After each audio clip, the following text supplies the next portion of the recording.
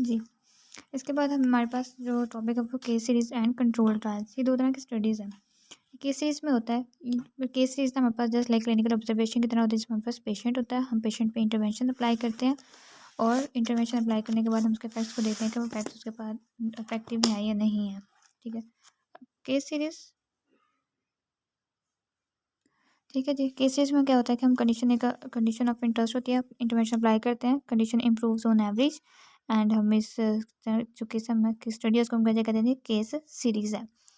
अब case series में हम पीछे भी पढ़ गए हैं, just it's just like the clinical observation है। तो इसमें हमारे पास हमने पहले भी टॉपिक में पढ़ा था कि वहाँ पे बाइसनेस के चांसेस बहुत ज़्यादा होते हैं। जब बाइसनेस आ गई तो फिर हमारे पास ये वीक एविडेंस प्रोवाइड करती है। ठीक है। सेकंड टाइप होती है, इसको हम कहते हैं controlled trials. Control trials best होती है क्योंकि कंट्रोल ट्रायल्स में हम क्या करते हैं कि हम यहाँ पे ना 2 ग्रुप बनाते हैं। एक यहाँ पे हम क्या करते हैं कि 2 ग्रुप बनाते हैं।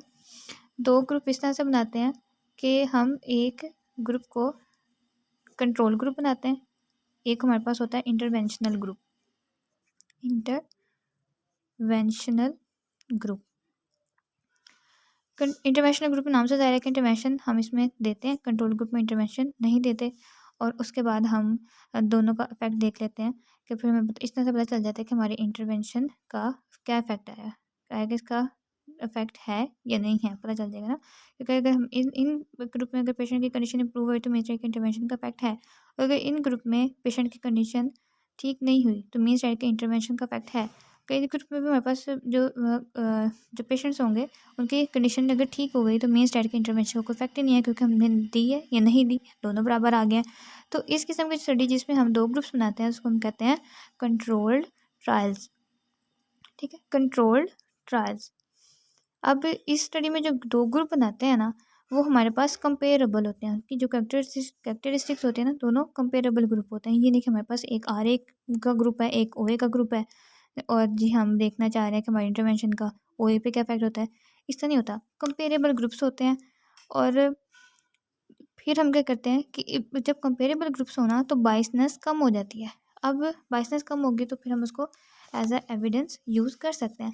अब यहाँ पे क्या है कि देखें, control trials potentially provide control of बाइसनेस। ठीक है। वो बाइस नहीं कहते, मैं सिंपली वर्ड्स में बताया था कि झुकाव है, कि आपका अपना एक पर्सनली झुकाव होता है कि जी ये इंटरवेंशन ठीक है, ये नहीं ठीक है। तो बिकॉज बोथ ग्रुप्स जो कि हमने इंटरवेंशन जो इंटरनेशनल ग्रुप है, हमारे पास कंट्रोल ग्रुप है, both group experience the natural, क्योंकि दोनों ग्रुप को ही उन एक्सटर्नल फैक्टर्स को सामना करना पड़ रहा है जो हम अपने पिछले लेक्चर में देखे हैं। ठीक है। एक तो दोनों हमारे पास ग्रुप्स क्या होंगे, कंपेरेबल होंगे, और दोनों को फिर इस सेम कंडीशंस का सामना करना पड़ रहा होगा। अब कंट्रोल टाइम में क्या करते हैं कि एक तो कंडीशन ये होगी ना जिसमें हम दो ग्रुप बना देते हैं, कंट्रोल ग्रुप और इंटरवेंशनल ग्रुप। एक को हमने इंटरवेंशन दी और एक को हमने नहीं दी। अब दूसरा हम ग्रुप इस तरह से बना सकते हैं, ग्रुपिंग इस तरह से कर सकते हैं कि हमने जो कंट्रोल हम इस तरह पे कर दें। मैं आपको भी सिंपल वर्ड बताती हूँ।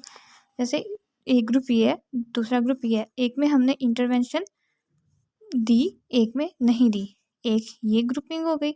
सेकंड हम इस तरह से कर सकते हैं कि एक ग्रुप को हमने स्टैंडर्ड जो हमारी स्टैंडर्ड इंटरवेंशन थी वो दे दी, सेकंड को हमने स्टैंडर्ड प्लस न्यू कोई एडिशनल इंटरवेंशन दे दी। थर्ड में हम ये कर सकते हैं कि एक को हमने अपनी स्टैंडर्ड इंटरवेंशन दे दी और दूसरे को हमने कोई डिफरेंट इंटरवेंशन दे दी। ठीक है। इसमें हमारे पास 3 किस्म की ये कंट्रोल ट्रायल्स, ये कंट्रोल स्टडीज़ है ना, हमारे पास 3 किस्म के ग्रुप्स, 3 किस्म की स्टडीज़ होती हैं और तीनों में इस तरह से ग्रुपिंग की जाती है। अच्छा, कहते हैं इन ग्रुपिंग का एक फ़ायदा होता है। जैसे फर्स्ट ग्रुप है हमारे पास, और इसमें क्या फ़ायदा होगा कि हमने जो इंटरवेंशन अप्लाई की है या इसमें एक में की एक में नहीं की, जो हमारी जो इंटरवेंशन ऑफ इंटरेस्ट है हमें उसके इफेक्ट्स के बारे में पता चल जाएगा। सेकंड स्टडी में क्या है, स्टैंडर्ड इंटरवेंशन, दूसरे में को हम स्टैंडर्ड प्लस न्यू दे रहे हैं। तो इसमें हमें पता चलेगा कि आया क्या है, जो हमारी इंटरवेंशन ऑफ इंटरेस्ट थी उसका अलग, उसको हम एज एक ही इंटरवेंशन पेशेंट पे अप्लाई करें तो उसका ज़्यादा इफेक्ट आता है, या फिर उसको हम मिला के कोई और साथ न्यू इंटरवेंशन अप्लाई करें तो तब ज़्यादा इफेक्ट हमें ज़्यादा आउटकम्स मिल रहे हैं। ठीक है। तो इसमें हमें एक न्यू इंटरवेंशन और प्लस माइनस स्टैंडर्ड इंटरवेंशन दोनों के इफेक्ट्स के बारे में पता चल जाता है कि आया कि हम उसको 2 इंटरवेंशन को मिला के दें, एक टाइम एट अ टाइम हम 2 इंटरवेंशन को यूज़ करें या फिर एक को यूज़ करें। उसके बाद थर्ड का ये फ़ायदा होता है कि हमें ये स्टैंडर्ड जो इंटरवेंशन है हमारी उसके बारे में इफेक्ट्स बता रहे हैं और डिफरेंट जो हम यूज़ कर रहे हैं उसके बारे में अलग अलग इफेक्ट बता रहा होता है, जो third type of control studies है। ठीक है, उसके बाद मैंने कहा था कि जो ग्रुप्स हमारे पास वो कंपेरेबल होने चाहिए।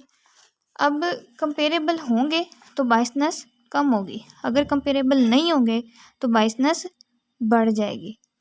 ठीक है, अब यहाँ पे देखें अगर तो when the groups are not comparable, differences between the outcomes of the two groups can not be assumed to reflect solely the effects of intervention. This is called the allocation bias. allocation bias की ये भी MCQ यहाँ पे 2 number का हमारे पास ये ऐसा definition पूछ जाता है कि allocation bias क्या होती है बेसिकली। ठीक हो गया, this is called allocation bias और sometimes less circularly known as the selection biasness. हमारे पास जब ग्रुप कंपेरेबल हो ना तो सिलेक्शन बायसनेस बिल्कुल ख़त्म हो जाती है। जब ग्रुप भी कंपेरेबल ना हो तो अपनी मर्ज़ी से जिसको भी चाहें अपने किसी भी ग्रुप में डालते जा रहे हैं तो कंपेरेबल ही नहीं होंगे ग्रुप्स, तो एलोकेशन बायसनेस आएगी ही आएगी।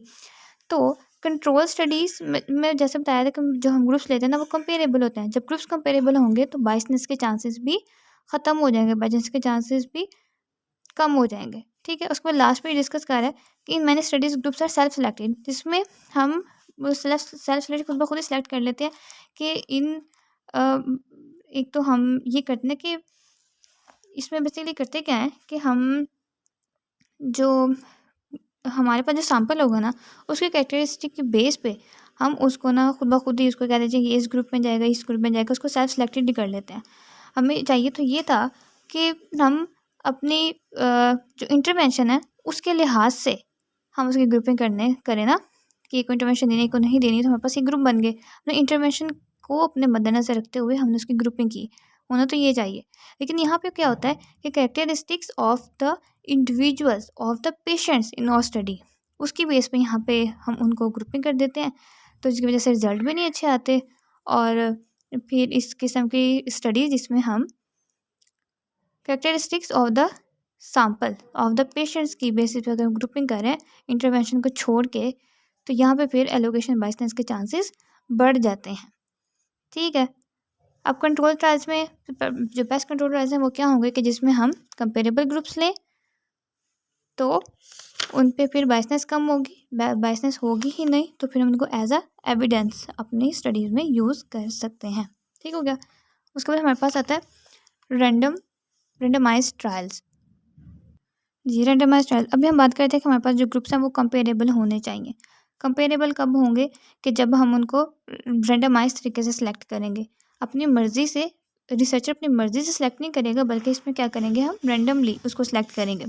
रैंडमली हम अपने सब्जेक्ट्स को एलोकेट करेंगे कि आपने इस ग्रुप में जाना है, आपने इस ग्रुप में जाना है, तो तब हमारे पास जो ट्रायल आएंगे ना उसको कहते हैं रेंडमाइज्ड ट्रायल। कंट्रोल्ड ट्रायल्स में हम 2 ग्रुपें बना रहे थे, उस स्टडीज़ को कंट्रोल स्टडीज़ कह दिया।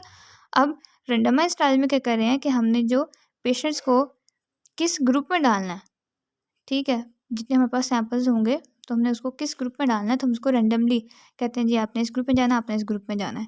तो इस रैंडमाइज्ड ट्रायल के हमारे पास डिफरेंट जो हैं तरीके होते हैं। ठीक है, इसमें हमारे पास होते हैं कि रैंडम सैम्पलिंग के या तो आप कॉइन टॉसिंग मेथड यूज़ कर सकते हैं, यहाँ पे कंप्यूटर जनरेटेड शीट्स होती हैं वो यूज़ कर सकते हैं, यहाँ पे कॉन्टीजेंसी टेबल्स होते हैं, ये बाद स्टार्ट में डिस्कस करेंगे। तो वहाँ वो करते हैं वहीं पे इसको डिस्कस के हम किस तरह से रैंडमली अपने सैंपल्स को सिलेक्ट करते हैं। ठीक है, रैंडम सैम्पलिंग के नाम से एक वो टॉपिक है वहाँ पे।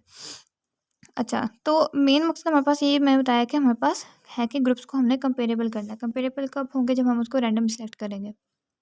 जैसे कॉइन टॉसिंग मेथड में क्या होता है कि उसमें क्या होता है कि हेड एंड टेल की बेसिस पे हमारे पास एक नंबर्स लिस्ट ऑफ पेशेंट्स, तो हम उनको हेड या फिर उसका हेड टेल है तो उसके मुताबिक हम हेड वाले को एक ग्रुप में डाल दिया, टेल वालों को एक ग्रुप में डाल दिया। इस तरह से होता है। यहाँ पे कंप्यूटर जनरेटेड में होता है कि हमने कंप्यूटर को डाटा दे देते हैं कि हमारे पास ये लिस्ट है, ये नंबर है, ये पेशेंट्स हैं, तो जी वहाँ पे हम उसको रैंडमली कंप्यूटर पे छोड़ दें। अब तुम कंप्यूटर साहब तुम ना खुद ही रैंडमली कुछ बंदों को उठा लो के हमारे पास ये इस ग्रुप में जाएंगे, हमारे पास ये इस ग्रुप में जाएंगे।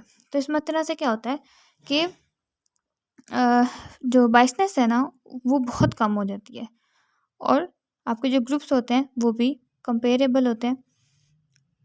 ठीक हो गया। और इसके अलावा जो एक्सटर्नल जो कंफाउंडिंग फैक्टर्स होते थे वो भी प्रिवेंट हो जाते हैं। क्यों? क्योंकि दोनों ग्रुप्स ही हमारे पास कंपेरेबल हैं, दोनों ही इन चीज़ों का सामना कर रहे हैं। अच्छा, उसके बाद हमारे पास है यहाँ पे देखिए random processes can be modeled mathematically. This means that it is possible to determine how much uncertainty is associated with estimate of the size of effects of intervention. अब जो अनसर्टेनिटी वाला टॉपिक है ना ये हम अपने नेक्स्ट चैप्टर नंबर 6 में discuss करेंगे। ये लेकिन यहाँ तक इन बार को अंडरलाइन कर लो, इसको पढ़ लें।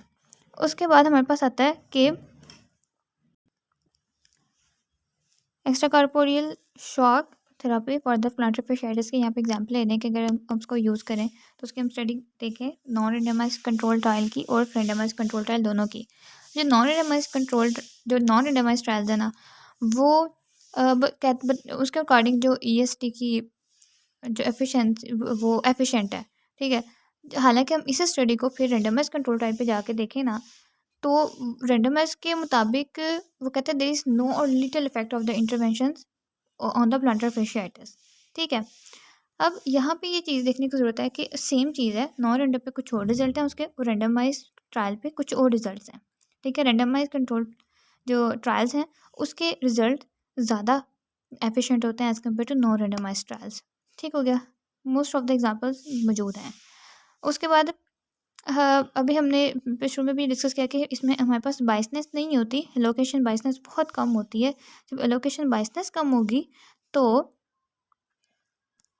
क्या होगा कि हमारे जो रिजल्ट्स आएंगे वो भी अनबायस्ड रिजल्ट्स होंगे। अनबायस्ड हमें रिजल्ट्स का मतलब है कि हमें estimate of effects of intervention वो भी हमें अनबायस्ड मिलेंगे, अच्छे रिजल्ट्स मिलेंगे। ठीक हो गया। अब इसके बाद यहाँ पे इसने ना तीसरी जो सिस्टेमिक रिव्यूज़ हैं उसको भी थोड़ा सा उसने डिस्कस किया हुआ है कि नॉन रेंडमाइज्ड कंट्रोल टाइप पे तो हमें एक लार्जर ट्रीटमेंट इफेक्ट्स बड़े अच्छे रिजल्ट मिलते हैं, जबकि रेंडमाइज्ड कंट्रोल टाइप पे हमें लिटल और नो इफेक्ट्स मिलते हैं। थर्ड होती है इसमें कहते हैं सिस्टेमिक रिव्यूज़। सिस्टेमिक रिव्यूज़ के अकॉर्डिंग उसका जो सारा प्रोसेस है ना चलना सारा उसने होता तो नॉन रेंडमाइज, सारा उसकी मेथडोलॉजी नॉन रेंडमाइज्ड होती है, लेकिन उसके effects they are near to the effects जो कि हमें रेंडमाइज्ड ट्रायल से मिल रहे होंगे। ठीक है, सिस्टेमिक की जो सारी मेथडोलॉजी है वो नॉन रेंडमाइज्ड है, लेकिन रिजल्ट जो है they are just like the randomised trials, इसलिए हम सिस्टेमिक रिव्यू से भी अपना एविडेंस ले सकते हैं। ठीक हो गया। उसके बाद हमारे पास है जी रेंडमाइज्ड ट्रायल्स हमारे पास डिफरेंट फ्लेवर्स एंड कलर्स में आते हैं। इसका क्या मतलब हुआ? इसका मतलब ये हुआ कि हम ना डिफरेंट स्टडी डिज़ाइन आते हैं। सिंपलेस्ट स्टडी डिज़ाइन क्या होता है कि हम effects of intervention, simplest study design ये होता है कि हमने सारी मेथडोलॉजी जो है हमने ग्रुप्स बना लिए, हमने रेंडमाइज तरीके से हमने इंटरवेंशंस पे अप्लाई कर दी और at the end of treatment हमने उनकी इंटरवेंशंस को देखा कि हमें इस इंटरवेंशन से हमें कितना फ़ायदा मिला है। एक दूसरी होती है डिज़ाइन, उसमें हम क्या करते हैं कि उसमें अपनी स्टडी स्टार्ट करने से पहले उसका आउटकम देख लिया, उसके before and after the intervention क्या पेशेंट पे इफेक्ट हुए हमने वो देख लिया, देखते हैं। या फिर ये भी होता है कि हम अपने ड्यूरिंग द स्टडी हम उनको आए दिन हम उनके जो है आउटकम्स को चेक करते हैं अपने इंटरवेंशन के कि हमारे इंटरवेंशन का इफेक्ट आ रहा है या नहीं आ रहा है। ठीक हो गया। उसके बाद डिफरेंट स्टडी डिज़ाइंस हैं, ये है हमारे पास रेंडमाइज्ड ही, लेकिन इसमें थोड़ा सा ना डिफरेंट फ्लेवर्स एंड कलर्स में आते हैं। तो एक स्टडीज में होती है फैक्टोरियल ट्रायल्स। फैक्टोरियल ट्रायल्स में क्या होता है कि इसमें हमारे पास मोर देन वन इंटरवेंशन होती है, मोर देन 2 ग्रुप्स होते हैं। ठीक है, इसमें 3 ग्रुप्स होते हैं। 3 ग्रुप्स क्या हो सकते हैं कि 1 कंट्रोल्ड एंड 2 इंटरवेंशनल ग्रुप। ठीक है, to examine the effects of more than 1 intervention by randomly allocating all the subjects to receive either one intervention or its control and then randomizing the same subjects to also receive another intervention or its control। ठीक हो गया। ये हो सकता है कि 3 group है ना हमारे पास, हम इन 3 ग्रुप में से कंट्रोल ग्रुप इंटरनेशनल ग्रुप डालेंगे, या फिर कंट्रोल ग्रुप इंटरनेशनल ग्रुप। इसे अपनी मर्जी से हम यहाँ पे ग्रुपिंग कर सकते हैं। To examine the effects of more than one intervention होती है हमारे पास फैक्टोरियल ट्रायल। सेकंड कंडीशन ये भी हो सकती है कि हम एक ग्रुप को एक इंटरवेंशन दे दें, दूसरे ग्रुप को दूसरी इंटरवेंशन दे दें, और तीसरे ग्रुप को हम दोनों इंटरवेंशन दे दें। तो इस वजह से हमें तो दो इंटरवेंशन होंगे हमारे पास, उनके इफेक्ट का पता चल जाएगा कि दोनों को हम मिला के देंगे ज़्यादा इफेक्ट है, इसको दिया या इसको इंटरवेंशन ए से इफेक्ट हुआ है, इंटरवेंशन बी से इफेक्ट हो रहा है ज़्यादा। तो ये हमारे पास जाती है फैक्टोरियल ट्रायल्स में। ठीक है, हमारे पास ये सारी क्या है, इनमें जो एलोकेशन है वो रेंडमाइज एलोकेशन ही होगी, रेंडमाइज ट्रायल ही चल रहे हैं, बस ये डिफरेंट उसकी करेंगे सब कैटेगरीज है। उसके बाद सेकंड जो इसमें आता है पॉइंट वो है cross over trials. Cross over trials में ये होता है कि हमारे पास उस तरह दो ग्रुप्स होते हैं, एक कंट्रोल ग्रुप होता है, एक इंटरनेशनल ग्रुप होता है। अब इसमें ये होता है कि हम दोनों ग्रुप्स को ना सेम कंडीशन देते हैं, control group plus international condition, international plus control group condition, दोनों में हमने दोनों सेम कंडीशन अप्लाई करनी है। लेकिन फ़र्क सिर्फ इतना होता है कि उनके टाइम ऑफ पीरियड का। जैसे हेड इंजरी के साथ पेशेंट था, उसको फॉर एग्जांपल एक हेड इंजरी का पेशेंट था, उसको प्लांटर फ्लेक्चर कॉन्ट्रैक्चर बने हुए थे। ठीक है, अब हमने इसकी कास्टिंग करनी है या नहीं करनी, मेन होगा हमारे पास कास्टिंग एंड नो कास्टिंग। अब हमारे पास दो ग्रुप्स हैं, एक ग्रुप ये है और दूसरा ग्रुप ये है। अब इसमें क्या करेंगे, पहले कास्टिंग कर देंगे for some time of period, उसके बाद हम उसको नो कास्टिंग पे ले जाएंगे। इसमें हम क्या करेंगे, पहले तो हम उसको खुला छोड़ देंगे, नो कास्टिंग एट ऑल, उसके थोड़े दिनों बाद हम उसको फिर कास्टिंग की तरफ चले जाएंगे। अब इसमें क्या करेंगे, हम दोनों ग्रुप्स को हम कंट्रोल और प्लस इंटरनेशनल दोनों ही हम इसमें उसको अप्लाई कर रहे हैं। ठीक है, इंटरनेशनल और कंट्रोल ग्रुप दोनों की हम कंडीशंस को दोनों ग्रुप में अप्लाई कर रहे हैं। तो हमारे पास ये किस किस्म की स्टडी होती है, इसको हम कहते हैं जी क्रॉस ओवर ट्रायल्स। ठीक हो गया। उसके बाद थर्ड हमारे पास कैटेगरी आती है जो कि हमारे पास होती है क्लस्टर ट्रायल्स की। क्लस्टर ट्रायल्स में क्लस्टर कहते हैं स्मॉल ग्रुप्स को। इसमें हमारे पास स्मॉल ग्रुप्स ऑफ सब्जेक्ट्स होते हैं rather than the individual subjects. Then हम उसको फिर randomly allocated to the international and the control condition, ये हमारे पास होती है क्लस्टर रेंडमाइजेशन। अब चाहे वो फैक्टोरियल हो, चाहे वो क्रॉस ओवर ट्रायल्स हों, यहाँ पर चाहे क्लस्टर रेंडमाइज ट्रायल्स हों, ये सारे हमारे पास रेंडमाइज ट्रायल्स ही की कुछ सब टाइप्स हैं। इन सब का मकसद ये है, इन सब का फ़ायदा ये है कि randomise trials are always protected from allocation biasness. क्यों? क्योंकि हम रेंडमली अपने सब्जेक्ट्स को सिलेक्ट करते हैं कि तुमने किस ग्रुप में जाना है। ठीक हो गया। तो हमारे पास रिजल्ट एफिशिएंट आएंगे, हम फिर उन रिजल्ट्स को अपने एज अ एविडेंस ऑफ और रिसर्च यूज़ कर सकते हैं।